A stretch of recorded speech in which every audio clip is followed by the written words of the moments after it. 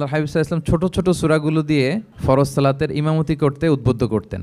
আল্লাহর হাবিব সাল্লাল্লাহু আলাইহি ওয়াসাল্লাম বিভিন্ন হাদিসে বলেছেন যে তোমরা যখন ইমামতি করবে তখন তোমার পেছনে যারা আছে তাদের দিকেও খেয়াল রাখবে। রাসূল সাল্লাল্লাহু আলাইহি ওয়াসাল্লাম অত্যন্ত বিবেকবোধ সম্পন্ন একজন ব্যক্তিত্ব ছিলেন। তিনি খেয়াল রাখতেন, যেটাকে আমরা কনসিডারেট বলি। আল্লাহর হাবিব সাল্লাল্লাহু আলাইহি ওয়াসাল্লাম খুব কনসিডারেট ছিলেন, কার কোথায় কি সমস্যা এটা খুব খেয়াল করতেন। And he was a man of six senses. আমরা সিক্স সেন্সের কথা বলি, আমাদের অধিকাংশেরই 4টা সেন্স একসাথে কাজ করে, কারো 5টা 6টা সেন্স কাজ করে, এরকম মানুষ পাওয়া দুষ্কর। আল্লাহর হাবিব সাল্লাল্লাহু আলাইহি ওয়াসাল্লাম অত্যন্ত বিবেকবোধ সম্পন্ন একজন লোক ছিলেন। একবার তিনি সালাত খুব সংক্ষিপ্ত করলেন, তো সাহাবারা জিজ্ঞেস করলেন, ইয়া রাসূলুল্লাহ এত সংক্ষিপ্ত কেন করলেন সালাত? তখন আল্লাহর হাবিব সাল্লাল্লাহু আলাইহি ওয়াসাল্লাম বললেন যে পেছনে বোনদের নামাজের সেকশনে ওখান থেকে একটা ছোট্ট বাচ্চার কান্নার আওয়াজ আমি শুনছিলাম, আমার মনে হচ্ছিল বাচ্চাটাকে সামলাতে মাটার খুব কষ্ট হচ্ছে, তো এই জন্য আমি সালাতটা সংক্ষিপ্ত করে দিয়েছি। কতটা কনসিডারেট ছিলেন। একবার আবার আল্লাহর হাবিব সাল্লাল্লাহু আলাইহি ওয়াসাল্লাম মাগরিবের সালাত কিংবা এশার সালাতের কোন এক সেজদা অনেক লম্বা করে দিলেন। তখন সাহাবারা আবার প্রশ্ন করলেন, ইয়া রাসূলুল্লাহ সাল্লাল্লাহু আলাইহি ওয়াসাল্লাম এত লম্বা দীর্ঘ সেজদা করতে তো ফরজ সালাতে আমরা কখনো দেখি না, কেন করলেন?